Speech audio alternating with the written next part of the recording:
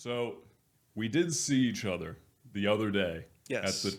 the champions after party. Yes. But how much fun are you able to have during this off season with how things concluded for you, concluded for Cloud9? Are you the kind of person where it weighs on your mind and you can't fully get over it until the next game, until the next win? Or are you chilling out, I enjoying mean, champs? it's a mixture. Getting to go to champs and stuff definitely was rough in terms of like having been one step away and like not making it against NRG, and then the LCQ run just overall being disappointing. There's no way around it. But it's like I've lost a lot in my career. I'm gonna lose a lot more, and so it's like my mind is more set on what I have to do in the future and the immediate and things like that. So, in terms of the off season and preparing for things like that, that's kind of like where we're at as a team is trying to figure that out. Running through scrims against the champs teams to help them while they're here. Evaluating what we have to do player wise, things like that. Yeah, for sure. And in this year still though, looking at it in the macro, I do feel like, at least from my outside perspective, that things did go well. At the very least, you exceeded the community expectations, Yep. which at the beginning of Americas were as low as they've ever been for Cloud9. But So does far. so far, yeah, we'll see what you guys do in this off season. If you make any moves like getting rid of Leaf, like the next getting rid of Yay. Unlikely, I would imagine. But does that kind of thing matter to you at all, exceeding the community expectations, or is it just purely based? Your only concern is your expectations. I read everything. All of it. So all of it. That's I love it. not VLR. Oh yes. Oh, I no. love it. It makes me laugh so much.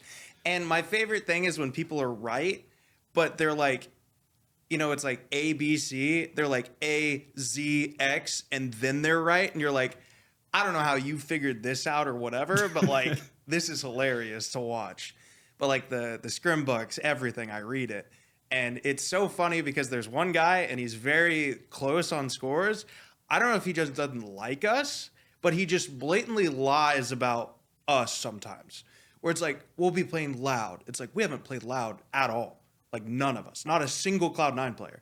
Or like EG, and he'll just like, all the other scores are right, and then he'll just like, he could be doing it to other teams, but he'll just slip one in about Cloud9. And I'm just like, I can't really say anything and just be like, we haven't played any of these teams. I don't know where this is coming from. But a lot of the community, obviously, there are some people that were hopeful at the beginning of the season. Everyone's really upset because they like Yay a lot, obviously, and Vanity. So in terms of expectations, I've never really been like. Obviously, it helps the community in terms of motivation or just feel good moments. But it's like I firmly believe that if you're doing what you should be doing, like if you just trust what you have to do, then like if it's meant to be, like things will take care of itself. And like you just have to do the little things necessary to try to win and do those things better than everyone else. And a lot of the times it'll end up, good for you. So luckily it ended up good for us, this season and things like that. It obviously wasn't an easy thing to do. And then it overall felt like we failed. But if you take a step back a couple months, it's like there's no way, like even placing where we did in LCQ, teams wouldn't have had us. Nobody would have had us doing that. So like, credit to the guys in terms of we had to put in a lot of work. And when the Yay and Vanity thing happened, I was like, listen, we can either be mad about this and like complain about this for months, or we can be a good example for the rookies that we're gonna have to pick up and do the best we can and go from there. And I told them, I was like, if you guys trust me, like I will find two people that we can be competitive with. And fortunately, like we were able to do that. One pistol round throw away from being at Tokyo and champs. So that's really rough, and that loss hurt more than anything. But overall in the year, it was a okay year, I would say. Yeah, you mentioned there that the guys were frustrated with what had occurred previous to the season starting, where Yay and Vanity were removed from the roster. I guess on that front, can you give more details to the experience as to what the guys on the team actually went through? Was that just a total shock move? I can imagine as well Yeah. for Zeppa and Leaf that losing their friend that they had been with in that trio. I mean, or the Mortal four of you. enemy. Yeah, so that's all of you. But yeah, what was that like for those guys? What was their experience dealing with that? I mean, and yours. I Frankly. mean, looking back on the year, it's crazy thinking about how we potentially blew up like a top 5 team in the world based on some of the scrim scores, some of the like match things, things like that. But like, there's a lot of stuff behind the scenes that it's like playing different teams. We were doing okay, like in practice, not where I wanted to be and not where like I think we should have been score wise. But once we got on land, once we land practice, like our lock in, like if I could release scrims, like we were very good. Unfortunately, against DRX, we made a comp change last second, and like that's kind of on me, where I shouldn't have let it happen, and we just didn't play it well enough, and that's where I was like, okay, we're gonna need like more structure on this. We can't just. We had done it really well in practice, but in the moment, we kind of messed up the little things that made it work. But like coming back, we knew potentially one change was going to happen because of just everything going on.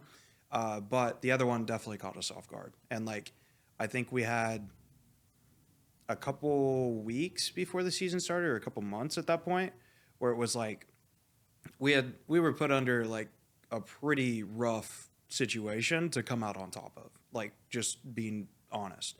But it's like we knew we could do it, but it was definitely tough to start the season and tough to start the year that way. So like the guys I would say and myself were, like it was frustrating, but like it's part of this career. It's part of what you have to deal with. And like we just went into it and tried our best in terms of like, hey, we just have to deal with this and fix it. So Yeah, there was a lot of speculation. I remember when you released that, well, not you, but Cloud9 released that video with you and Jack, and everyone was joking about how they had a gun to your head off camera as you were talking about the reason for it was the issues with roles on the team, and everyone thought that that was just bullshit because you had the best player of the previous year signed and got rid of him after one loss at a tournament with a format where you lose once and you're out.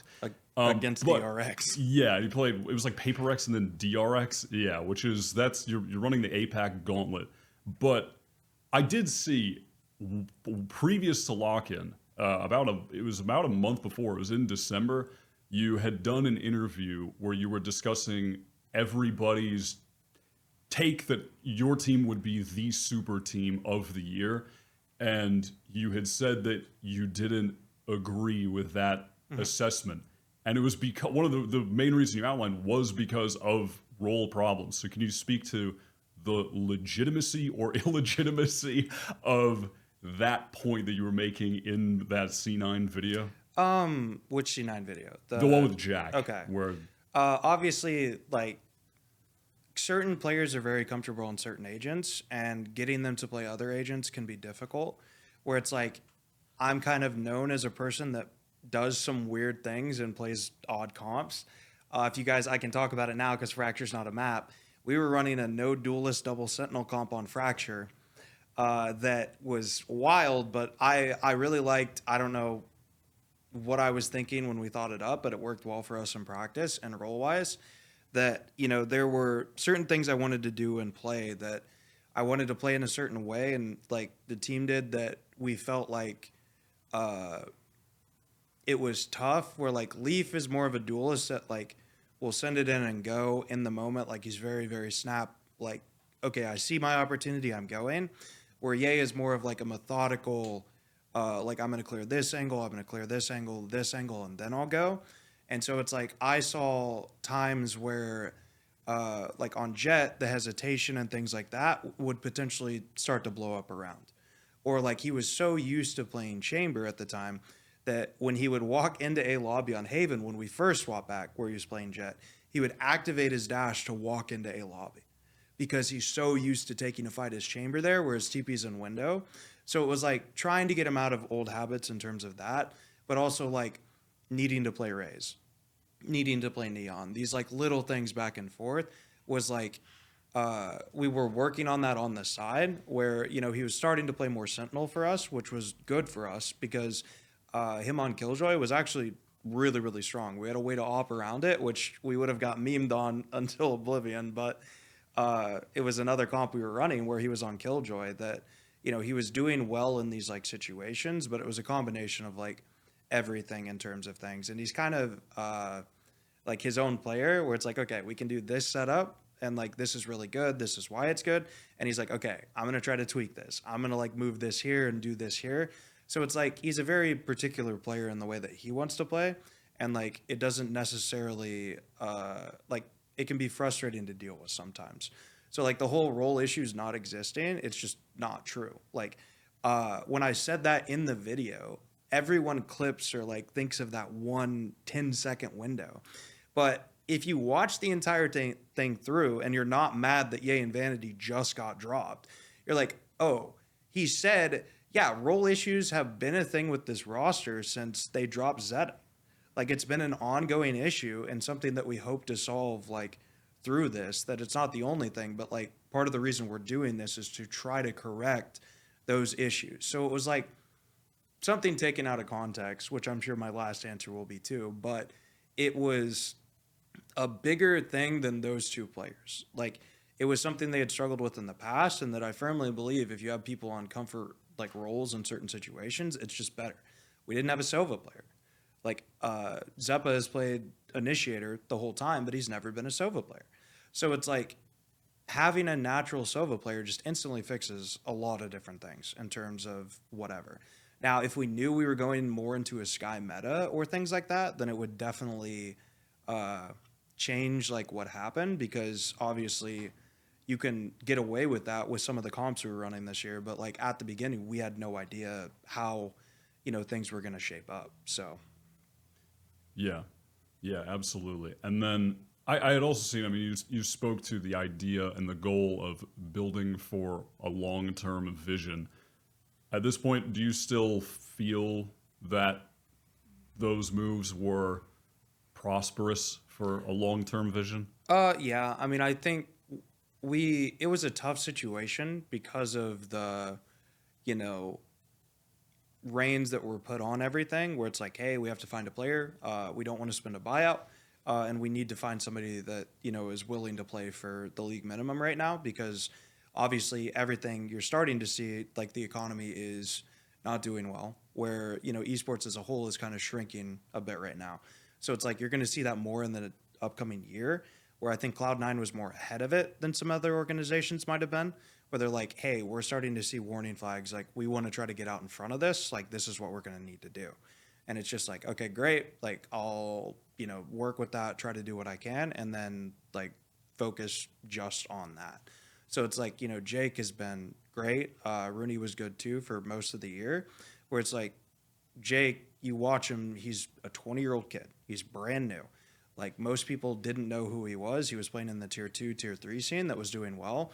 But it's like, that's a piece you get. And it's like, okay, this kid now, like, even if he's not with us, if he's with us, I think he's going to play at a high level. Even if it's not tier 1, he'll be on one of the upper tier Ascension teams. So, like, the pieces we went after and got, I'm confident, like, could have been, like, a long-term thing. It might not have felt like it at the time. It was more like, okay, we need a player that can do this right now. But, like, that's how you find the people that, like, you can play with long-term. Like, you don't know until you play with half these people for, a couple weeks, a couple months to see how they react to everything. Yeah, you said that Rooney was good for most of the year. Maybe that was slightly paraphrasing, but when did that shift happen? Why? I think it was more a shift inside the team in terms of, personalities and things like that. That wasn't really his fault. Towards like the playoffs for Tokyo, where it was like right before like at the end of the season, we kind of started to slump based on how we were playing from before. And there was a little bit of headbutting inside the team in terms of things. And then like playoffs was more so where things started to happen in terms of a lot of different things. And then like from that point, because he was good but I think his nerves started to show, whether he wanted to, admit that or not. And everyone's did. I mean, the core three, I think, people would argue made more mistakes or whatever through our playoff run than, our two rookies. So that's like it is blame on, everyone. It's not one person or whatnot. So, but like he was insane through most of the season, and then teams started to figure out what we were doing. We started to fall off a little bit, and then of course you're playing in playoffs, so it's like people are taking things more interesting or more serious, and we can't like prep week to week. It's like days between matches, so it's like easier to figure out, and that's where like complex like strategies and players that have been playing for a long time together, that's where they shine versus like we were a new team still at that point. Yeah. Was there any truth to the rumor that you guys were considering running Cupert, your Yeah. assistant coach? Yeah, Were you practicing with him a lot? We basically after the season, where I felt like we were going into a chance for LCQ that we have a tournament that we're potentially going to play each map 1 to 3 times total. That's it. We like played with Cupert a little bit on and off throughout the season in terms of like you had to fill for people when they're gone, when they're sick, like different things like that. Cupert actually tried out at the beginning of the season as well and almost made the team to start the year. So it's not like he's a bad player or anything like that. But going into LCQ, I felt like if we can, come up with some of these weird comps and things that people aren't ready for, it'll give us a huge advantage going into LCQ, where it's like we completely change our play style, we completely change all these different little things in terms of like, okay, this is, like Cupert is known for different comps and weird comps. And so we were practicing with both Dylan and with Cupert in terms of like result wise, how we were playing, how everyone felt, and basically came together and we're like, okay, we want to try to play with Cupert. And so I talked to Dylan at that point and I was like, hey, I need you to keep playing the game because there's a very good chance or a chance that like I'm not going to think this is going to work and I'm going to pull the rug on it.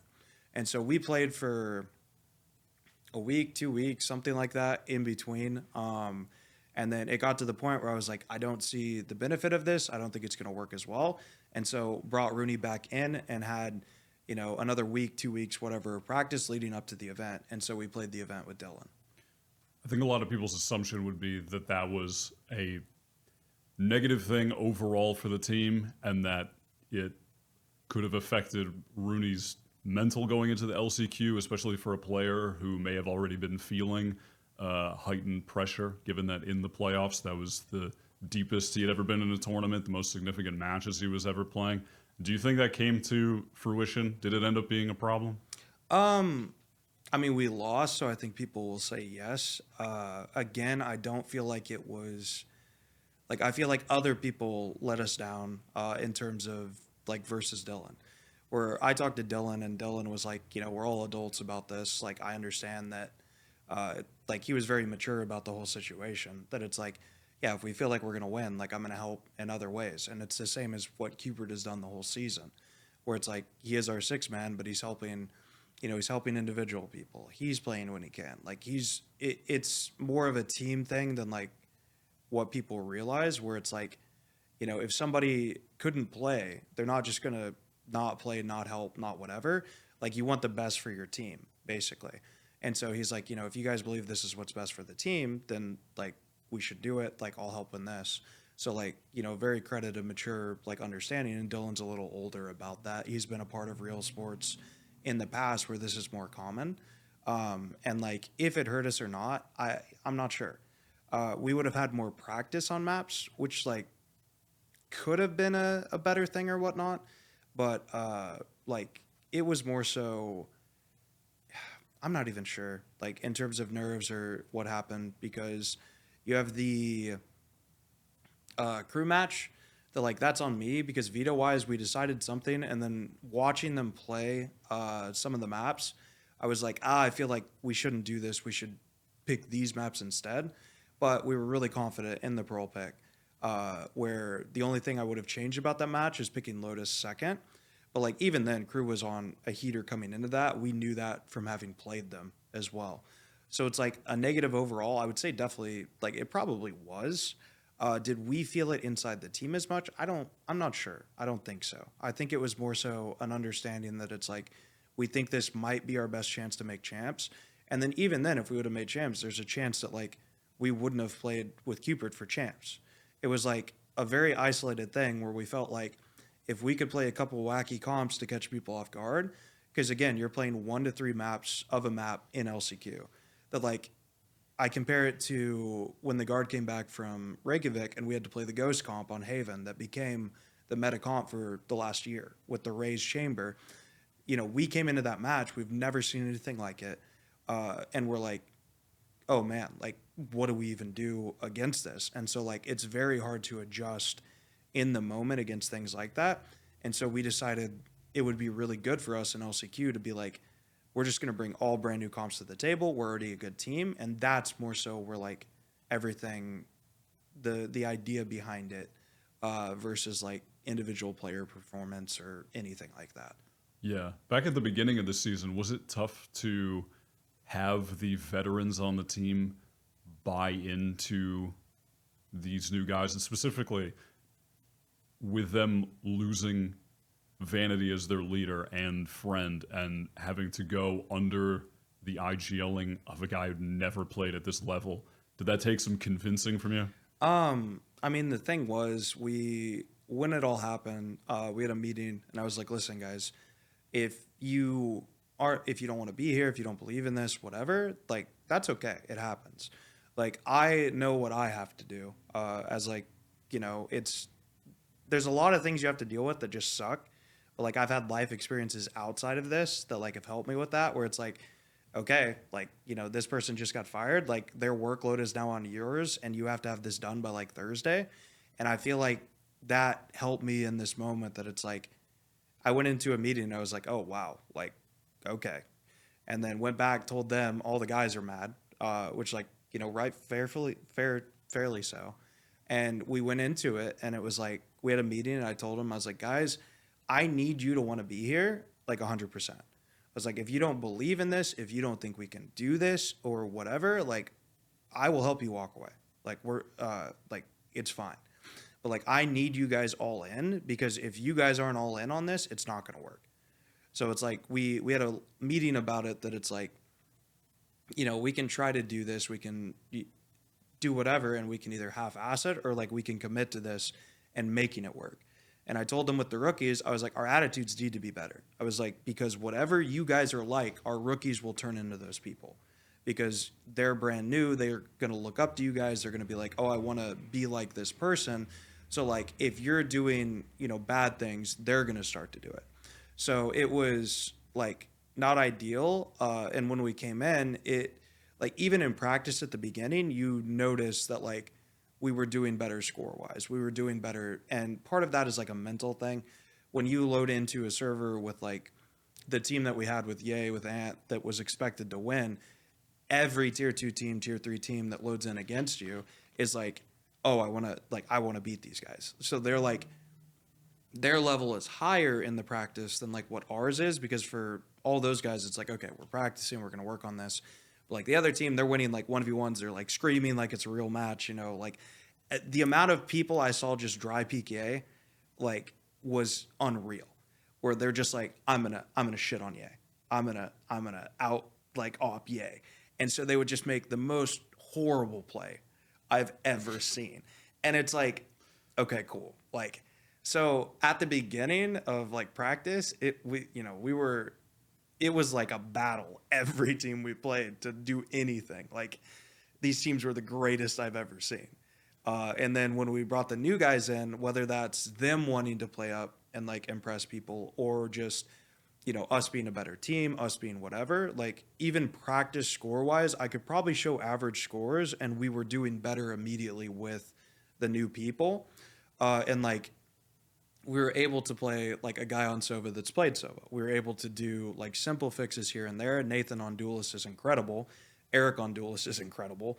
Like Jordan is a good duelist. So we were able to actually have the flexibility that I really liked in terms of being able to play some comps and things that we probably wouldn't have been able to play with the previous iteration. What is it about how you approach bringing new players into the fold that allows for you to have such success with them? Because this is the second time that you've done that. Yeah, it's luck a little bit, just plain honesty, where there's a lot of research and things that go into, I watch a lot of tier 2 and tier 3 players streams like all the time while I'm working on something. And I'm watching, how do they react when somebody doesn't clear a corner and they get judged? Like, are they screaming at their teammate? Are they like, do they react in a positive manner? Like, when they're playing ranked, when they die, are they blaming everyone? Are they doing these things? And it's like, I'm never typing in their chat. I don't want them to know that I'm there. So it's like, I'm trying to do homework on some of these players. And it's like, at the end of the day, though, it's a gamble. Like, you don't know. You don't know how a 20-year-old kid is going to react when he's up on stage in front of people when he's never played outside of his room. But everybody starts like that. You see Demon 1 this year. You see something. You see these guys that, like, even Jing in his first year. Like, so many people are so scared to give people chances, and they're like, oh, yeah, they're good, but, like, oh, they're an onliner. They're, things like that, where I had players tell me that about Trent. They're like, wait till he's out of his room and he's playing with you guys or whatever. And I'm like, he's with us right now. Like, he's not there, and he's farming people. So it's like, it can fail, but, like, trying to find good people or, like, character traits, like, helps with that, I think, in terms of it's more than just, like, can this player shoot their gun? Because there's a lot of players that can shoot their gun. It's trying to identify the intangibles, and then even at that point, it's getting lucky that, eventually I will have to pick someone up, and I'm going to miss. Like, I'm going to have someone bomb. I'm going to have whatever, and then the community narrative is going to be, oh my God, MC is a fraud, like whatever, because it switches every week or two based on what's happening. So I just have to do the things that I believe in, do homework if I can, and then go from there and hope that they can rise to the occasion. I'd seen you say, you had mentioned traits that out of a theoretical 10 traits that you're looking for in somebody, you're looking for at least 6 of them to be interested in giving them a shot or having them play with you. What are those things that you're looking for? I think being a good person is a very underrated thing, and it's wild to say that, where it's like just somebody that's not a garbage individual. And like, again, 6 of 10, I can ignore that one if you're good enough, but it's like, are they upbeat? Like, are they excited? Do they want to be there? Like, can they, laugh? Do they make jokes? Are they social? Are they like, there's so many things. And like, I think that comes from being a social person myself and like having different friend groups. So it's like my friends from high school that I grew up with, my friends from gaming that I met, other people I've met while I've just been in areas. So it's like, not everyone gets along, but it's like this person who didn't get along with this friend group might be great with these people. So that's like different players, you ask, you find out things where it's like, oh, I didn't like this guy. It's like, okay, I need to ask other teammates. It's like, oh yeah, he was great. But like that one person might have a problem with them. So asking coaches that the player likes, asking coaches that the player doesn't like is really important. If players on a team hated each other, I want to talk to that guy to find out why. And then talk to the rest of the team to be like, is it adding up? Is it whatever? So, like, personality is a big one. And then just like, does this person play ranked? Are they doing aim labs? Like, have they ever watched a VOD or a demo or, whatever? Like, does this guy have lineups? Is he just guessing when he does things? Like, does he have a reason? Does he speak when he plays the game? It's just, there's so much that goes into being a good player. And until you're around better players as like a young or a new player or even an old player that's doing well, you don't understand some of the intangibles that like top level players have. So looking back on what had happened this year, are there any few things that you really regret having happened or like moments that haunt you? I think the not going with my gut in the Lotus pick on the crew match in LCQ, and then swapping the bind comp. We were really bad at bind. We knew the second we messed up against crew that we were like in trouble, because that was one map that like rolls were actually weird for our team. Most of the other maps we had done things that like worked for us, but bind was like Jake wasn't comfortable playing Brimstone, so we are gonna play the Astra. Leaf is like a world class like Viper player on that map. So Rooney was playing Viper, but on that map it was like we want to have Nathan there so he can lurk and get the like the thing so Rooney could be with Pack. So we were like changing a bunch of things around, and then it just like that's on me, the bind. But like we knew we were like we can't go to bind. Like it's gonna be potentially rough. It's like we can't go to bind. We need to not go to bind. And bind was map 5 luckily for us against Lev. But we lost a lot of faith in our fracture, that we just it's a particular comp in that you have to play it a certain way, and we kept forgetting like step 2, step 3 of that comp. And so we could either work on bind and fracture because we were going to ban it the next match against who was it? I don't even remember. But we were going to ban it the next match, and then or it wasn't going to be in. And so we're like, okay, we'll just ban fracture the rest of LCQ and practice bind because we only have like 5 days. So and we worked on it, but we just like we weren't good at the map, plain and simple. So like the match against crew was very, very big, and having the 2 map bans for the grand finals of LCQ. So like I would say that's one of the only like regrets in terms of like that map switch. The rest of the season, well, and I guess fracture against EG in hindsight, and not just playing split, like giving them split because it was one of our best maps. But fracture was too. We just learned that EG was really good on the map, and you know we were a shell of what we had been that series anyways, and it kind of woke everyone up and you know got people fired up to play the rest of that. And then unfortunately we just fell against Energy. But for the most part of the season, except you know the very end, I feel like I don't really have regrets of you know how things went. I felt like we did the things to you know try to win, and like people forget we were you know a pistol round away from making Tokyo and champs in terms of that Energy series. So like it really hurts, and that's probably one of the worst losses I've ever had in my career, even just people's attitude wise after. Like we lived together and we didn't see each other for like 3 days. Damn. Like it was that is the most brutal loss I've ever been a part of in terms of like everyone just being like, wow, like we just lost that. So, but yeah, overall for the year, regret wise, no, not really. Or for the VCT year, no, you know, no regrets in terms of that. How do you reconvene as a team from that kind of experience out of 3 days of everyone just, I'm imagining everyone just shut in their rooms, yes, getting the Uber Eats straight to the bedroom door type activity. Man, I mean, is that, do you feel like at that point it's on you to step up and bring everyone back together? Yeah, I mean, people just needed time. People, there were, you know, some roughs developing or whatnot, but people needed time. And that was the biggest thing. We didn't have anything going on. And so people were just like, it was probably like 3 to 5 days. I'm not exaggerating. It was so funny because I saw Jordan Zelsis for like the first time, and he told me what he had been doing, and I just was like laughing. I was like, oh my god, like this is bad.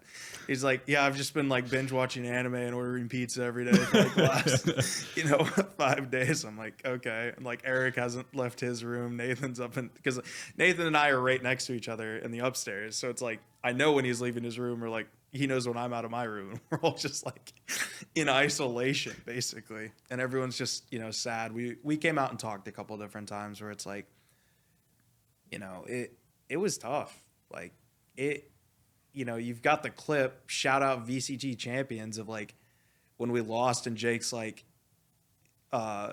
like upset and about to cry, and like opening screen of VCT, we're at the UC Irvine watch party, and it's like going through some of the clips, and then it's like the clip of Jake, and Jake's like, real nice, like, thanks. It's like, you know, his most vulnerable moment he's had in his life. It's like immortalized in the VCT opening video. But it was, you know, it was more so like, you know, we got to the house, or like even at the venue, just like trying to grab people or whatnot and just uplifting them. But at the same time, like, I'm mad too. Like, I don't deal with losses that well, especially like that, where I feel like, you know, we gave it away. That, you know, I need time, like, after a loss. So like I'm by myself, and then we get to the house, and I was like, man, we need to, I think that was one of the times we went and got food after together, like went and sat down, because I'm like, we need to like do something. Like, I can just see how everyone is, where it's like, I didn't want to talk to anyone, but I was like, okay, we need to like go someplace, be social, get out of this, try to get them out of their heads for a little bit.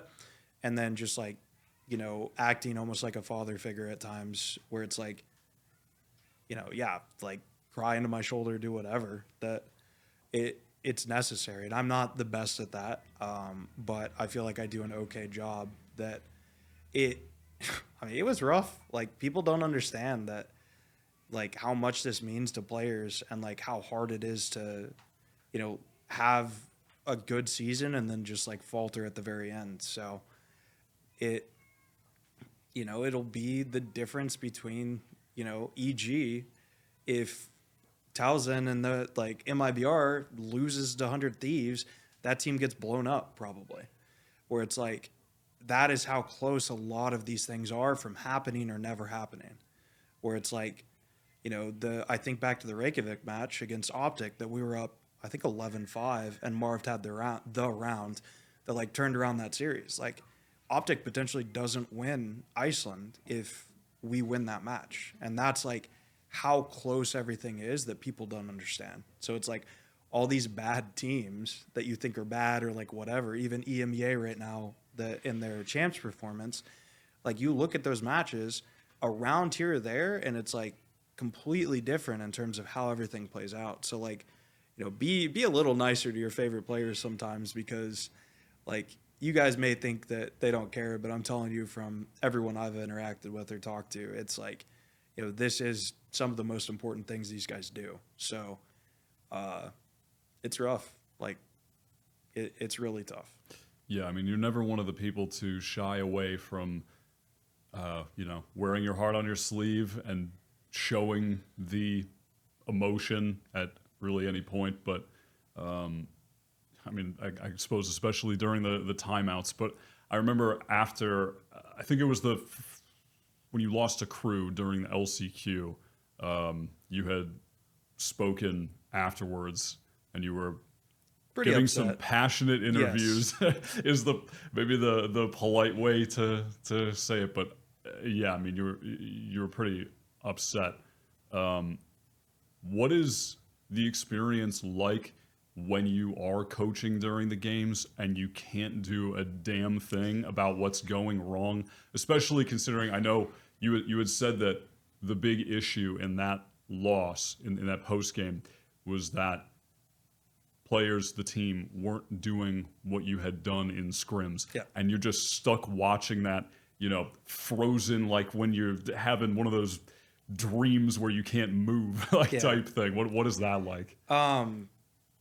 There's a reason I have gray hairs at a young age, and definitely coaching doesn't help.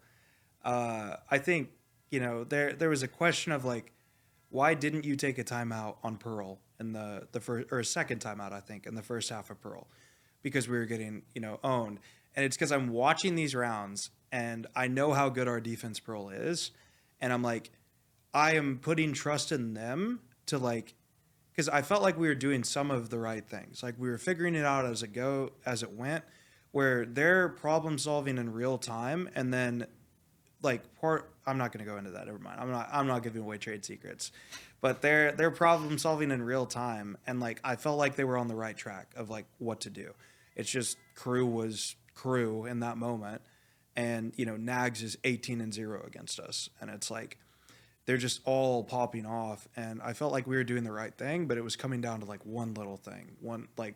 So I'm like trusting them to win a couple rounds because I felt like it was more important in the next half to be able to help them adjust potentially than like in the first half. But yeah, I was just very frustrated, especially on Haven, because we played the guard comp that we had the first 5 rounds outlined of like what we were supposed to do to help condition, to help do whatever. And round 2, it just gets blown up. Like we win pistol, we had a set second round. We had a set first, or like our bonus gun round. We had a set round off that. It was like our first 5 rounds were completely scripted of like, this is what we want to try to do. Obviously that gets blown up sometimes, and that's where they're really good in adjusting on the fly. But it's like second round, we like forgot what we were supposed to do. Like on Pearl, we were supposed to do things a certain way, and we kept doing, let's say, 2 of the 3 things to give us the round's win scenario. So it's like if you don't do all 3, the chances of you winning are really low. And we just continually kept doing that, where it was like, we know they come long B with harbor ult. What we're going to do is we're going to wait for the harbor ult to go off. The second the harbor ult goes off, we're flashing the corner and swinging because we know all 5 of them are going to be there. And we went early and we flashed, and 2 or 3 of them are playing anti-flash. And it's like, all of this stuff I've thought about, but like I haven't done a good job explaining, because when you're harbor ulting long B on Pearl, you're in the cubby. You're not even meaning to play counterflash, and you're accidentally playing counterflash. One guy's looking around, having fun, waiting for the Viper wall to go down. He's accidentally playing counterflash. But like when you harbor ult, everyone is ready to go into the site. So that's the opportune time to pop flash the corner. So it's like mistiming that. Not fighting for bid in certain ways. Not doing the first 5 rounds of Haven to like give us a chance on things, or like, there's so many little things that I was like just really upset about that, excuse me, that it's like we've been practicing this specifically for like the last week, and then like we get in a match, and Jake was the only one that he's like, no, we're supposed to do this like second round, and like it just falling apart, and you're just sitting there watching it, and it's like please remember you're supposed to do this. Like recognize, we've talked about these situations where it's like you see a certain player in a certain area, like this was the key that you were given, that you're like, okay, we see the turret here, we know they're in this setup, and it like develops your round. But like when you don't remember those things or like misread, it's very frustrating to have put time in to like try to come up with something and not just like getting thrown out. Yeah, does that just feel like the boiling water going to go over the pot when you're sitting there? And that's why it's kind of like when you finally do get a chance to talk, you're just on go, and you kind of, it looks like you're just exploding with emotion and have so much to say. Yeah. Well, I mean, part of it's like, I'm definitely not good at hiding my tone, which is one of my major flaws as a coach, I would say. Like, even if I'm trying to, like, you can still hear that I'm like frustrated. But like in the timeouts, the reason it looks like I'm exploding is because I'm explaining so much so quickly that I'm like, I've 30 seconds or whatever that I need to get everything out, and then for them to be able to ask questions, and then for me to be able to answer that. So it's like when I take a timeout, it's for a reason. It's not, sometimes it's for like mood control or like to help, rebound people. But most of the time it's like, hey, remember they're doing this. We need to switch this. Watch for them to counter by doing this. If you see this, go into this. And then they're like, they'll respond with, yeah, I think we can do whatever. And then it's like a quick conversation. So like when I'm like, half the time I am exploding, and I'm like, guys, like, what are we like, remember we're supposed to do like this. I need you to remember. And so like a lot of the time, am I like cussing them out or whatever? Sometimes, occasionally, yeah, it's fun. They make me suffer, so I'm going to make them suffer in my 30 seconds. But most of the time it's like just me being pissed in general, and like being an animated person and trying to tell them like everything I can in that moment. And like when I'm like upset or whatever, that's where like my emotions come in, and you see me make the more grand gestures and things like that while I'm talking. And then like Mike shuts out. And then if they left the camera on in like the 5 seconds after the timeout stopped, I think that would be the most comedy gold of like every coach, because that's where you're like, these stupid fucks, like what, like in that moment you're just like, oh my god, like I can't believe I had to waste a timeout for this. Like the little things like that, and like laughing or like talking to Cooper in the moment. So it like yeah, it's I don't even think boiling water over is like the equivalent, because like you can always put a wooden spoon on a pot and it won't boil over.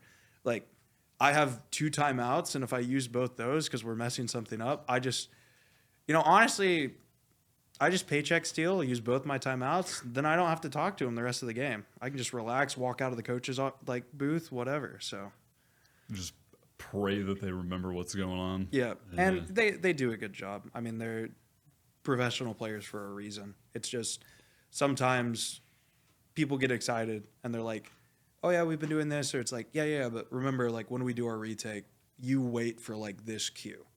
And like that can be the difference at that level of like a retake being successful or like completely just looking like we're idiots. Is there a method to the kind of like the brutal honesty in those moments, or is that just how you are authentically, and that's just how you're going to be? I think it's a little bit of both. I think most people that have worked with me, like I have a very loud voice, and so I've had players be like, stop yelling or like whatever.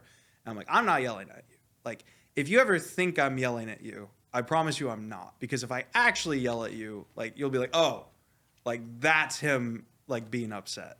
So I think a lot of players understand it. Like it comes from a place of caring. It's not like, I'm not like, you're going to be a failure for the rest of your life. Like, you're never going to amount to anything. It's like more so like, remember, like you need to peek off a teammate, or like, it's like, I'm mad, but it's like, I'm telling you how to win the game, or like the rounds, or like whatever, where it's falling apart, where it's like, guys, like, remember, like we have to, if you aren't going to do the little things right, like we're not going to win this match.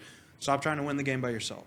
Like use your teammates, make sure we're communicating. Like, this person, you're being quiet right now. I need you to like step up, make the action calls and comms and things like that. So like, I think players understand that, like, even when I'm mad or whatever, it's like, it's not personal. It's like, I want to win. And somebody said that I hate losing more than I like winning once. And I think that's a pretty accurate representation, that like, I expect to win.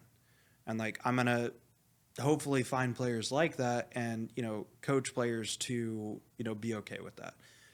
Not all players are treated like that. There are some players that I can't be as tough on, that like it's more so whispering them instead of like yelling at them or like blowing up or whatever. And like I understand that part of it, but unless you're like fully involved with a team or whatever, you don't see that. You don't see all the moments where it's not the anger, not the, whatever, not the, we're losing a match and I'm taking a 20-year-old kid out, like, and just, talking him through to like make him feel okay. Like, there's a lot more involved that like aren't specifically on cameras, that people just like will never understand. Yeah, I was going to ask if you ever feel like you have moments where you've gone overboard with the 100%. emotion and the kind of aggression of it, and then especially in the context of you being someone who is excellent at bringing up new talent and developing players that haven't been in these high emotion, high intensity, high pressure situations, that if you ever feel like you've been a factor with that in making them more concerned that they're going to disappoint you and make you upset, than just feeling like I can go for this play and it's okay if I fuck up. Yeah, I think it's happened in the past, 100%. I went overboard with net one time on the guard, and the biggest thing is like recognizing that and going back and being like, hey, like that's my bad. I was out of line. It was uncalled for, et cetera, et cetera. And like I think as long as you're like, it does not happen often, but it's like realizing that and making an effort to be like, I overstepped. where it's like players can see that and be like, okay, like he's not just a dick, like he cares. And I would think most players that I've worked with would like, it is tough sometimes, but it's like you're gonna have pressure on you no matter what at this level. And it's like I need to be better about that, and I've gotten better over the years. People like that knew me 5 years ago would be able to see that or admit that. But it's like a constantly evolving, landscape in terms of things that, like, I look like this big bad, mean kid like a lot of the time. But if you've ever been around me, that's not true. Like, I am who I am, like my personality, everything like that, and like I'm very proud of like how I was raised and how I deal with some things. But I'm not so proud about, like, I wish I could, control my temper better, and I wish I could be that uh, happy-go-lucky emotional person more, but it's like that's very difficult for me. That I do my best in those moments, but like I asked the guys, I was like, do you guys want Cooper to be the one that talks to you during timeouts? So like my tone, like when I'm helping, if it's potentially an issue, like I can tell him everything we need to do in that moment, and I can talk to him while he's talking to you guys that he can just repeat. So like if that's something I need to do to help us, like I'm willing to do that.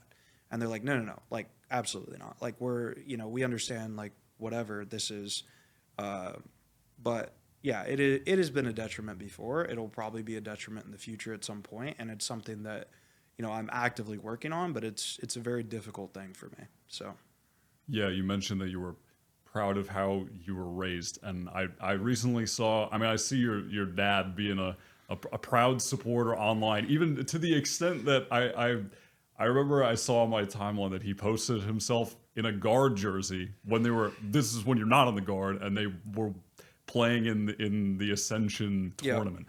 Is that like a factor in the proud of how you were raised? That I hate my father.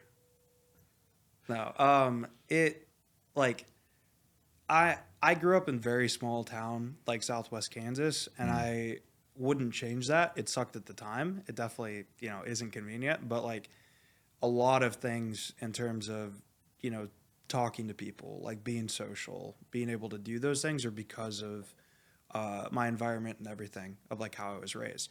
Now, my coaches and things like that growing up were definitely like harder on us, and like my dad was hard on me at times. That like that was my upbringing, where it's like I learned to like going through sports and things like that. That like I watched a coach break a clipboard over like my teammate's head, like oh my in the middle of god. the game, and we were in seventh and eighth grade at that point. So like it definitely was a different atmosphere growing up than like what a lot of people are used to now. And like that was my experience in sports and things like that, being like growing up.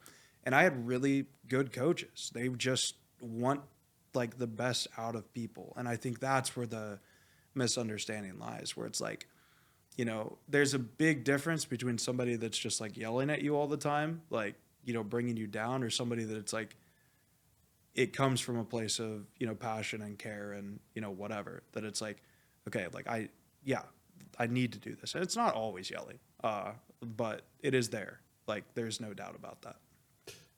Yeah, was that I'm trying to remember if I heard you say that you were playing basketball yourself or that you were a No, basketball well, coach or I played basketball in high school and football, and lettered 3 of the 4 years, but it's a small town, so it doesn't count. I always loved basketball. Basketball is what I wanted to coach. Like I'm very mathematically minded in terms of patterns and things like that. So the story my dad told is we were at a K-State football game, and we were up in the box and we were looking down, and I was like, this guy, like looking at the defense, I was like, if this guy does this, he's going to be like wide open. And they ran the play that I was talking about, and the guy caught it, scored, and my dad just looked at me like, wait, what? And like even in basketball, I was never that good, but like passing the ball and things like that, I would like see a window that like was a very tight window to do that, and would pull it off successfully, which is very funny looking at me now. But like uh it's something that I've always been able to see. And so coaching is like, I really wanted to do that as a younger person because I was never that good, but like I could help people understand those things, or like I believed in ways to, I could help a team win. Like, and I still believe that if I coach basketball, I think I could be a very good coach. And it's the, same fundamental approach that I take in this game, where it's like, if you saw the amount of times people just don't speak in post plants or like over peak for no reason for fun, and you eliminate most of those things, like teams will just instantly get better. And that is, when it comes down to it, one of my fundamental approaches of the game is like, if we do all these little things that nobody cares about better than everyone else, like we're going to win more games than them. And so, in basketball, it's the same approach. Like, I think people don't like rebound the ball well. They just don't care. And it's like, if you play mediocre defense and just rebound the ball well, you're going to win more games than you lose. Because, second chance shots and 50-50 plays and things like that, if you put more effort forward in those moments, and it's the same thing like ecos. People don't care about ecos. They don't think. It's like, okay, we're going to talk about ecos specifically and how we're going to play these. Like anti-eco rounds, if we win with one person alive, that's a failed round. Like that can't happen. So it's like being strict on rounds that like I think most people don't care about is like why, we were successful this year and why like we'll continue to be successful in the future. Yeah. What was the catalyst of then switching into being an esports coach? And I know you competed for a while yourself. I played for a long time and played at a okay level, like MDL, against like professional teams qualifiers, and we won MDL and made pro, and got to play for a bit. And unfortunately, like just at that level, I'm not good enough, like plain and simple. And I'm an older person. I had an opportunity to go into coaching with a team that was a paid opportunity, and I was like, yeah, I'd like to get paid and continue to get paid. And so it was something that my same approach is like basketball. I was never that good, but like coaching, I feel like I can help people like be better. And so that was a big, move in terms of like as a player or like in CS, I accomplished every single goal I set for myself except for like playing at a minor as a player. But I coached at a minor and a major, and like that made up for it. So like I was, as a player, I was in a place that I could walk away and be okay with it. Like I was very proud of my accomplishments. I still am, because like I wasn't that good. For a mediocre player, I did phenomenal things. And so I'm proud of that, and you can't take that away from me. But I was ready like to potentially explore the avenue of it. And I think that's where a lot of players mess up when they make the transition, is they're doing it solely like for money or for a slot or whatever, and they aren't done playing. Like that itch is still there, where it's like, oh, I hate watching this IGL. I'm a better IGL than this guy is. I could step in and play here. And it's like, you can't. Like you can try, but like you can't. Where, me watching, I can't outplay these guys. I can't do any of this, but like I can help them be better and like understand these things that will help them win better. And like I'm not the best at it. Like I just do what I believe in, and then hopefully it's enough with everything put together to be successful. Yeah, for sure. And that makes sense. When you're then trying to, I guess I'm gonna pivot and talk about the guard, but when you're starting something new like that, what are sort of the principles that you have with creating a team and fostering an environment that you not only want to work in, but is going to be positive for everybody else when you're talking about wanting to help people within this role? Yeah. I can't remember. Somebody either told me this or it's a leadership book or video or something at some point. And it's like when you make a team, when you do these things, all 5 people need to have the same goal. Where if 3 of you want to be a world champion and 2 of you are just like, I want to be a like America's champion. Like even though those are both great goals, those are not the same goals. So those 3 people that want to be a world champion are going to judge the 2 people that they're like, oh, why aren't you doing this? Why aren't you doing this? That if you're all on the same page, that you're like, we want to be the best team in the world. And like a lot of people say that or whatever, but they don't have, they're never going to do it. Where it's like they're not, aim training, they're not DMing, they're not taking practice seriously, they're not doing any of these things. And that's the difference. Where it's like I've been on teams where 4 guys really want to win, and one guy's just like, I want to get on and have fun, and that's perfectly okay. But eventually, you're going to run into problems where it's like the 4 people really want to win, and that one person that isn't on the same page is like going to drag the team down, and then that's where they'll replace or whatever. So it's like finding 5 people that all have the same goal, where it's like, yeah, we're underdogs, we want to do this, like just being happy to show up. And then that's where the environment and things come in, where if you have a positive environment, it's 10 times easier to come into work every day.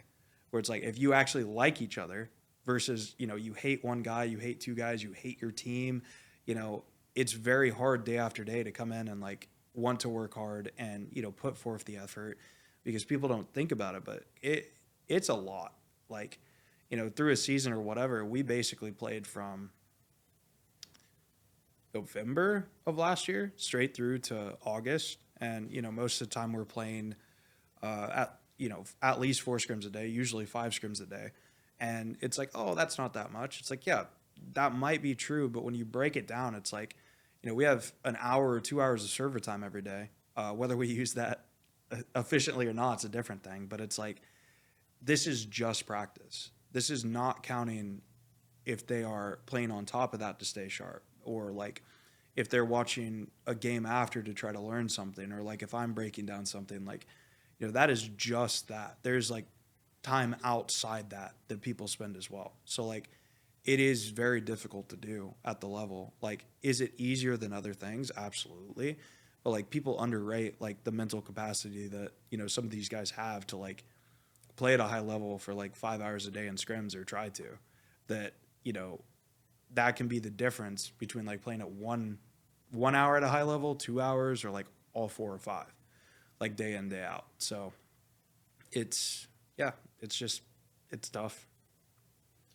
Yeah. With the guard, do you feel like a proud dad watching your children leave the nest when they won Ascension and you're no longer with them? Yeah, it's like it will always be very special to me. I still hang out with, a lot of the guard people. And it's really nice to see them still succeed. Like even, friends or whatever, Josh Artia and I are very good friends, and I recommended him, for that position because I thought he was really good. And like seeing him, teach those guys and broaden their horizons and, make them the players they are today, it's like, it's nice. It definitely sucks. Like I'm in a weird place where like if they lost, I'd get to make fun of them, but like not like when they win, I'm also happy. Yeah. So, but yeah, it's definitely like I love all the guys. I still talk to them, or most of them, a decent amount, and it was nice to see. Like I'm very happy for them. I'm happy for the people that still work there behind the scenes that are putting in work that no one will ever see or know, and just the difficulties that those guys have gone through and everything like that to be able to stay together and win the way they did. And like, yeah, I'm definitely pretty proud of all those guys. Yeah, because you guys had a very up and down year when you were competing with the guard previously in 2022, and I was wondering if in some ways you kind of relate that experience to what happened this year with Cloud9, specifically in the coming very close, being at the finish line, but just not making it by an inch. Yeah.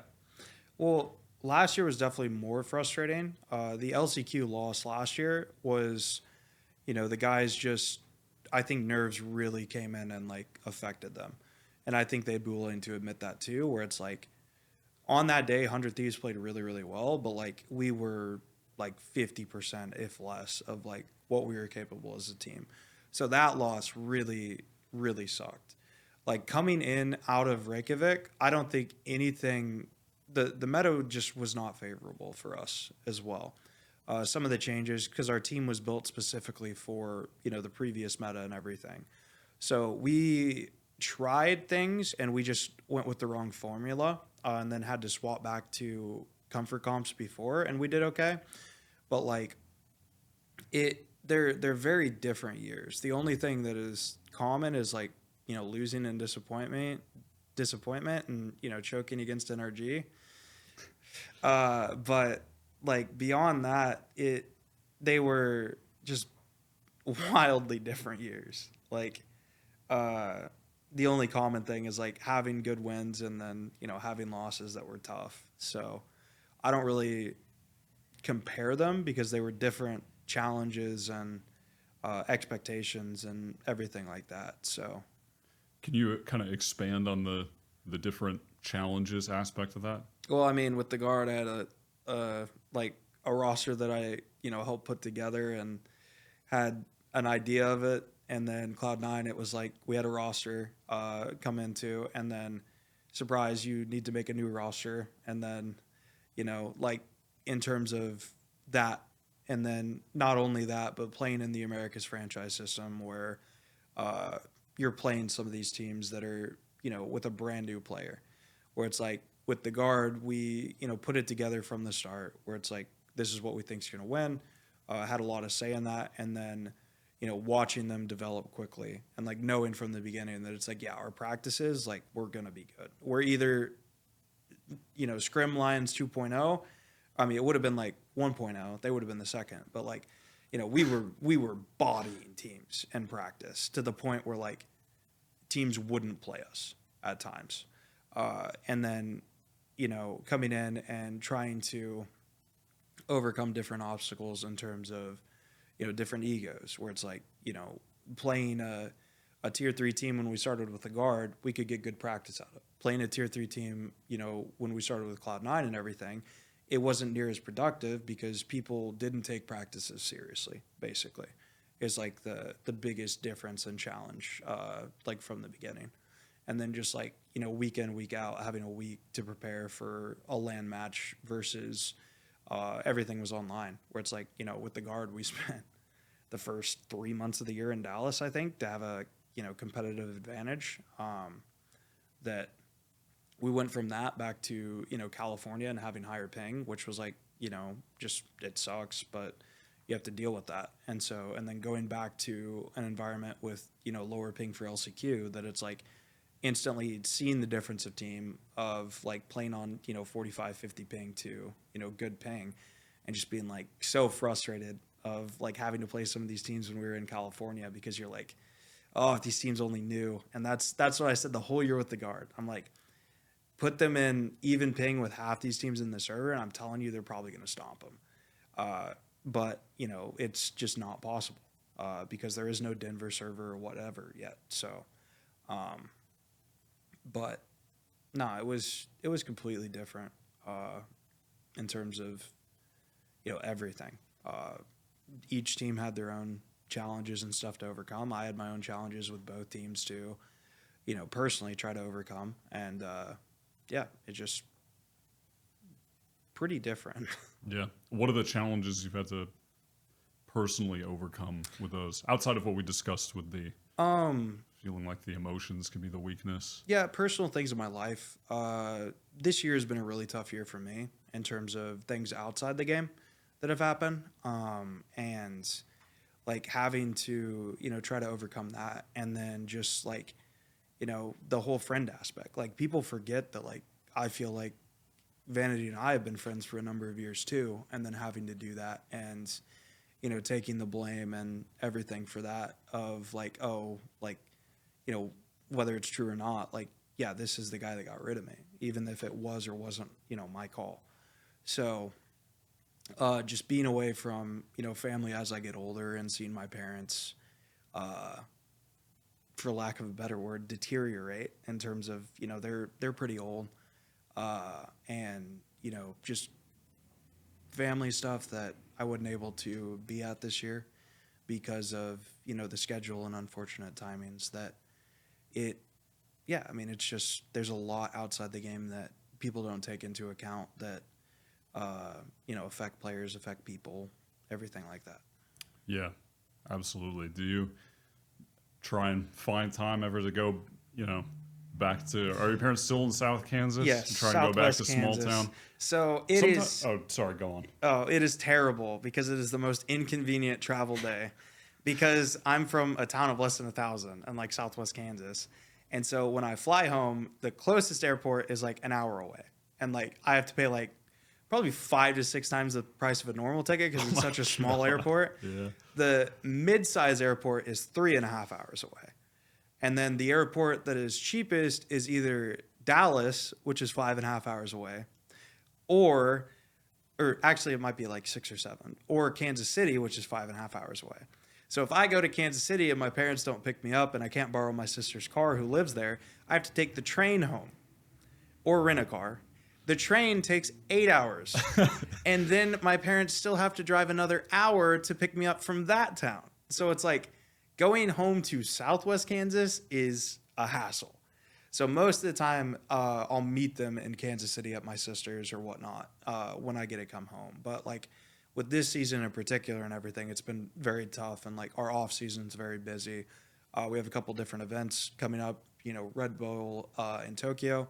So it's like there isn't going to be much of an off season for a little bit. That like I'm probably not going to be able to get home until like after that event in November. So yeah, I want to try to make time, but like, you know, my parents are older, my mom can't travel that well anymore. And then my dad thinks he still can, but I'm like, all right, you need to calm down. Like he's still trying to do things like he's, you know, 40 or 50. And I'm like, you got to relax. Like, you know, I'll hire people to help you do this. Like, don't do this yourself. So, but yeah, definitely try to, but it's a hassle to like actually get home. Yeah.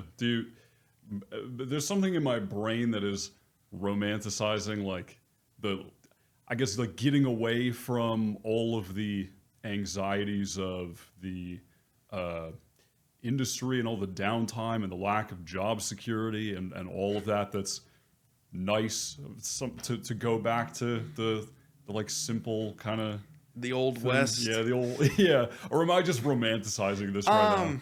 I mean, yes, a little bit. Technology is rampant though. Like we do actually have electricity in Southwest Kansas, so I can indeed do my job from home when I'm home, and most of the time I have to. Whether that's, you know, taking meetings, talking about something, or, you know, full practice. But it can be nice to go home. I don't like to spend a lot of time in my hometown because it's like weird and tough for me in a mental state where I'm like, you know, I miss certain things or whatever. I, you know, feel bad about, you know, different things. So like, I don't like to be in my hometown that much. Just because of, you know, mental state and things like that. But I love seeing my parents. But also, I can only spend, you know, a week in Ashland or whatever before I'm going to start to go crazy, because it's like, you know, the nearest movie theater is 50 miles. The nearest Walmart is 50 miles. The nearest mall, the nearest like any like civilization is, you know, 50 miles. So, you know, we got a hometown grocery store. We have a pizza place that we used to own, and we have a gas station. And we have a church bar and restaurant that, you know, that's, you know, pretty much it in my hometown. So it's very, very tiny. How much time did you spend there before you I moved stayed elsewhere? Or? I stayed there obviously when I was 18 and went to school. That was like the first time I had significantly spent time outside of like my hometown. So, and then since then I haven't like, I moved to Wichita, which was, you know, away for class. And then I stayed there. Like, since I've been 18, pretty much I've been out of Ashland. Got you. Were you spending a lot of time then, like trying to balance school or work with competing? Yeah, before I mean, you got into this. Yeah, my dad loves to post this really almost embarrassing picture. And it's, you know, I was working, you know, full-time, part-time a lot of the time when I competed as a player, and, you know, including up until like recent when I won MDL, I was working a full-time job, and that was the time limit I gave myself, that I'm like, you know, this is my last like season or whatever. That is crazy to look back on now. But you know, I was like, if we don't do this or whatever, I'm probably done after this year. And then we win MDL that year, make professional, and it was a canon event, as they say. So, but yeah, I mean, it's just I worked, and times were obviously very different back then, where it's like a lot of kids now are making. How old are you? You're making yourself sound like you're in your 60s. I mean, I am old. So, I mean, I know the having to be with Cloud9 is aging you significantly. Coaching in general. You got that like picture of Obama when he went into office and then left, and he just aged 20 years. That's the esports experience. Yeah. But. So, yeah, I mean, it's, I don't know, like, it's an experience. Yeah. What were you doing at the time, out of curiosity? Which time? Like when you were working. Like, I worked for a robotics lab at one point, doing custom solutions for single arm robotics. I have been a roofing quality control inspector. I drove a tow truck at one point in time as well. And just, the most random jobs, like throughout the time. I delivered pizzas for a while when I was going to college and playing. And yeah, just kind of a hodgepodge of a bunch of different things. Yeah, just making ends meet while you're doing it. And then, yeah, so your first paid gig was in CSGO. And then was the guard, would you consider the guard your, like, up until that point, was that the biggest, not the biggest, but I guess like the highest point in your career up until in terms of I suppose maybe like success? Yeah, I suppose, though. I mean, maybe making the like is in CS. I don't know, because with Rogue we got second at DreamHack Atlanta. We're picked to finish last. We went to the minor, almost won the minor. Went to the major, almost beat Astralis during their like most dominant era. So like that to me was like one of my most like accomplished periods of time as a player and a coach.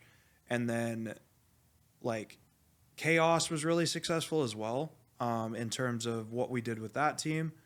And then even Gen G at the beginning, like I felt like we did really good things. And then I got, the reset button pulled on my life after that.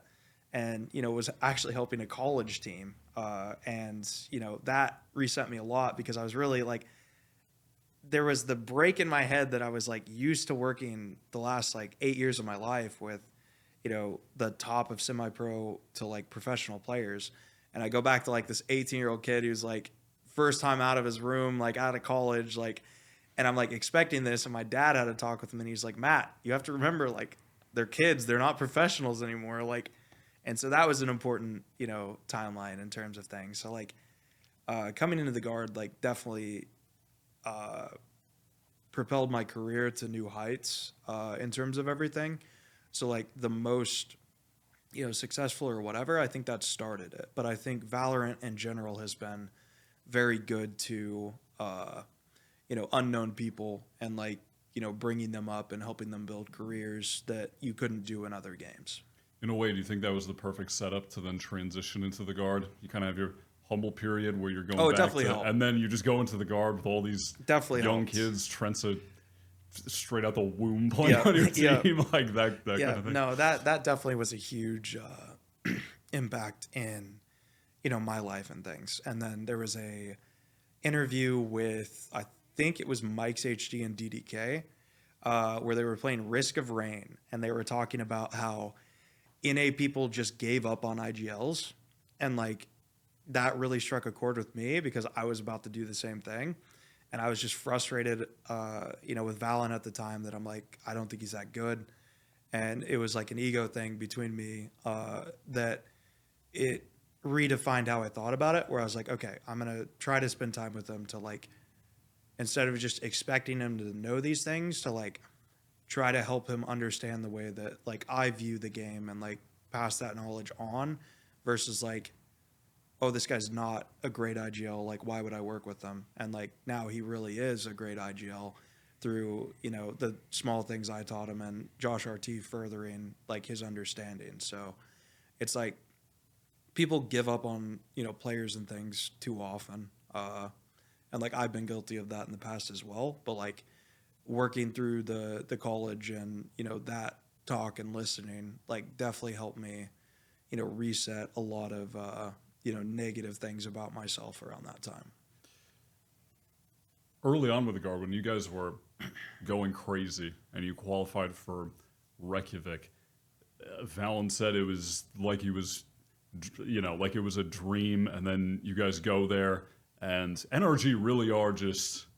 There's something thorn there's in the something side of cursed- my There's something life. cursed about NRG. It's because I didn't That go damn there when I finesse. came into the game. Yeah. I had an opportunity to trial with them, and so I'm cursed to never beat them because I chose Gen G.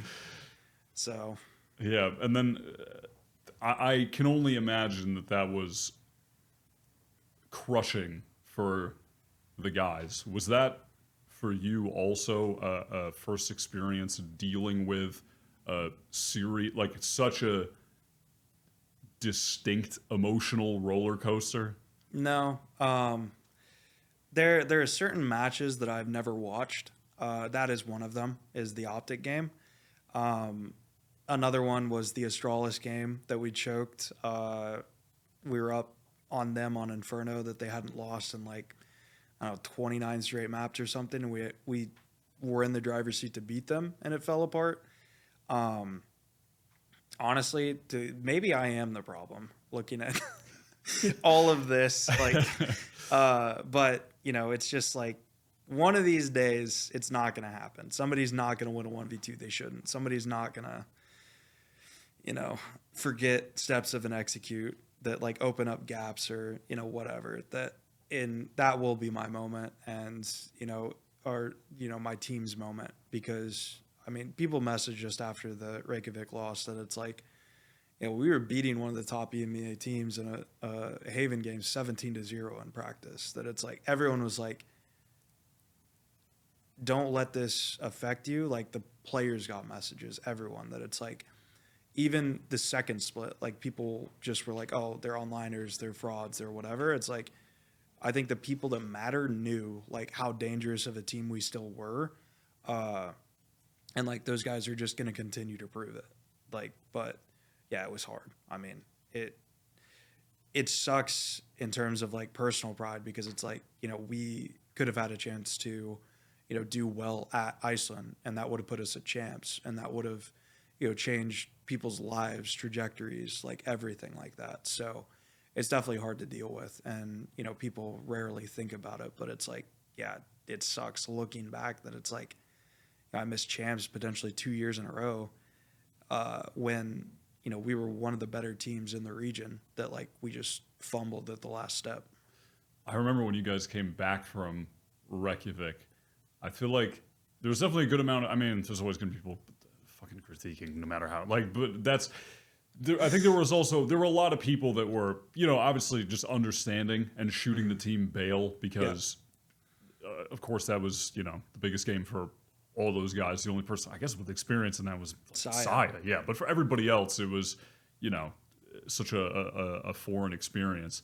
And then when you guys came back and you were changing so much up with the team in the second split, that's when there was a lot of critique. And then it warped from, okay, they lost because of the inexperience to, okay, they lost because these guys just suck. Yeah. Was that a tough... I mean, I'm that's not even the question. I know it was a tough period of time to deal with, but I can imagine more so than for yourself, it can get kind of excruciating for these guys who, I imagine it's tough when also you're new and you're inexperienced to not really buy into your own hype when everybody in the community can be all over how great you are. The Valen's the GOAT IGL, Trent's the best player in the world, or at least the country. Yeah. And then it comes crashing down. How do you manage that for them? And is there almost like you mentioned at the very beginning that you don't give a shit about that and you think it's very funny, but do you kind of get protective in a way of how that can affect your players? Yeah, it's annoying because the same thing happens every single time. It's a pattern. No success, into success, into streaming, look at me, I'm the best, into like not taking practices seriously into like it's like a proven thing at this point, and it's something that like I think coaches joke about and whatever. But like I would rather have that experience than just suck all the time.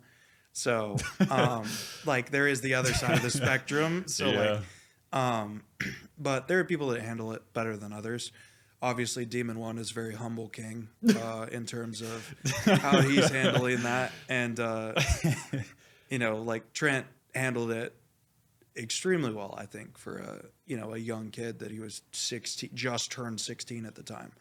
I definitely think Iceland something never came out. They were following Trent around with a camera most of Iceland. They were filming something about Trent. Guard or no? Oh, like I think the Riot. VCT. Yeah. And it never came out because we sucked. But there was a lot of pressure on that kid in terms of a lot of different things. And the interview, you clip 5 seconds instead of 10, where it's like everyone's like, oh, he's making excuses. Trent didn't play well because he didn't have music. It was like, no, I was asked about land differences, and it's like just players not thinking about stuff. Where it's like I have Subway Surfers up on my second monitor while I play the game so I can focus. It's like you can't do that at LAN, So trying to control your environment where don't play with a monitor mount, don't play with a 7-foot long mouse pad. Like think of the setup you're gonna have to play on and try to have a simple setup where it's like if you need a monitor mount I need to be able to lean back in my chair, have it above my head to play the game. Like that's not realistic in like a tournament setting. So like having the more standardized setup is like ideal for players. And, we had to go through that where it's like, Jake and Jono both played with monitor mounts that, we didn't have those available at Reykjavik, or they weren't like, it was, a pull through the middle of the desk. Saya plays on his desk and they didn't have adjustable desk. And it's like all these things add up to make you potentially uncomfortable on LAN. And then like, I didn't know Trent listened to music while he played the game until we like got there and the guys were joking about it. And I'm like how you're not going to have Spotify on a PC? Like these things are locked down. Like you don't have internet access. Like, what do you guys think? So it was like a combination of like talking about how even the food differences where it's like, you have to adjust to jet lag. You have to adjust to like all of these different things. So, but yeah, 5-second clips. Yeah. Did it take a long time and did it ever get back to how it felt at the beginning of the year with that team after that tournament? It maybe not the exact same, but like LCQ, like we were in form, we were ready, we were playing, and we were playing very, very well. That like the only thing we're like, we need 100 Thieves to lose. Like that was like, Net was convinced that he can't play well against 100 Thieves because I think even when the infamous match, like he didn't play that well. And then we played them at the start of the season, he went like 2-35. And then like even in practice, it was like he was in his head. So that was like a mental kryptonite, I think, for our guys. And then we like see 100 Thieves lose and it's like, shit. Like this is one of the only teams we feel like can actually keep up with us. Versus like any of the other teams, I think we were confident we would, blow them out, as evidence in the FaZe game. That everyone thought that all these teams were on the same level, and it's like, no, they like were not. And people underlooked us, which was funny to us because like we know what happens in practice. But at the end of that, we were definitely like we were ready to go. LCQ felt very good. We had a couple new comps, things we were confident in that like we were very confident coming into that. So like it wasn't like the magical happy feeling of like the beginning of the year, but I don't think you could ever replicate that. But somehow EG found out how to. So yeah, that's well, I thought that was a one-time experience, but we'll see what happens with EG in the future because they doubled up on the one-time experience. Yeah, I thought for sure they would. I knew they were a good team, but I thought for sure they'd slip in champs from like the level they've been at, but apparently not. So. No, they just were even better, even better, I guess. Yeah, it was. I was going to mention it earlier when you were talking about, or just the losses, I suppose, and Ethan. I'm trying to think of exactly what he said, but it was along the lines of just I've suffered 100 important losses in my career, but the one win is, you know, Enough. yeah, is enough, right? But yeah, I guess after that all happened with the guard and you decided to leave, what was that period of time like for you, and how difficult was that decision to make?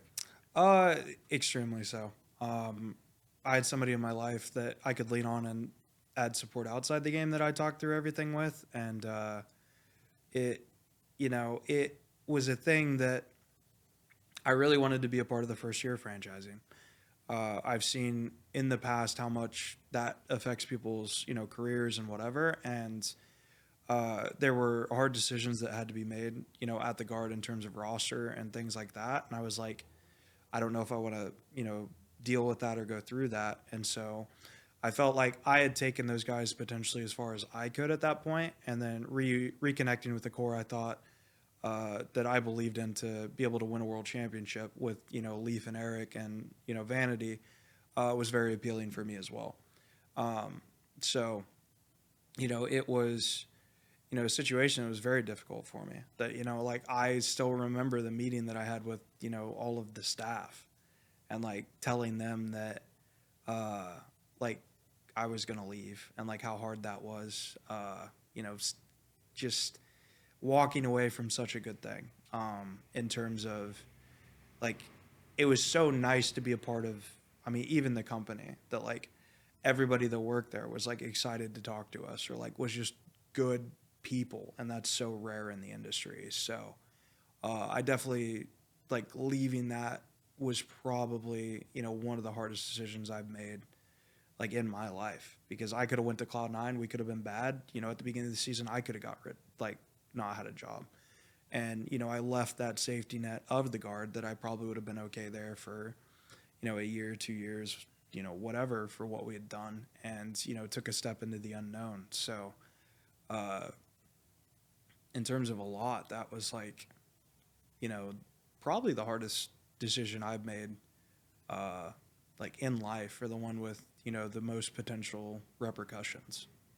Yeah, I'm sure the upside of that though is, at the very least, the reconnecting with the old group that you had been with in Counter Strike. Mm-hmm. I'm sure that was, the most positive feeling of A hope. having, yeah, yeah, So, yeah, for sure. I mean, so from this point moving forward, we're in the off season right now between 2023 and 2024. What is your mission in regard to what you're going to try and improve for the team next year, and I suppose for yourself, just professionally as well? I mean, I think first and foremost, I said this at the beginning of the year, like I aim to, field a competitive roster. Like, day in, day out, I want to be able to compete with whoever it is we play. Where, curveballs might get thrown in again, or, things that are out of my control or in my control. But it's like, first and foremost, I need to, do what I think will like help us win with, the roster, with whatever roster, in terms of, anything. So, personal growth for me this year, like definitely in a match time environment, trying to like have a calming voice, I think is going to be really important. Where it's like I need to work on, mentally resetting myself where you can't hear the stress in my voice that potentially can stress players out during that time. So, like, being a more calming, voice in those moments for the guys, in terms of everything will be, a big, step for me in my career. And that's like pretty much focus for, the next year. Yeah, for sure. Well, thank you. I appreciate you coming out and doing this very much. We're all good to go.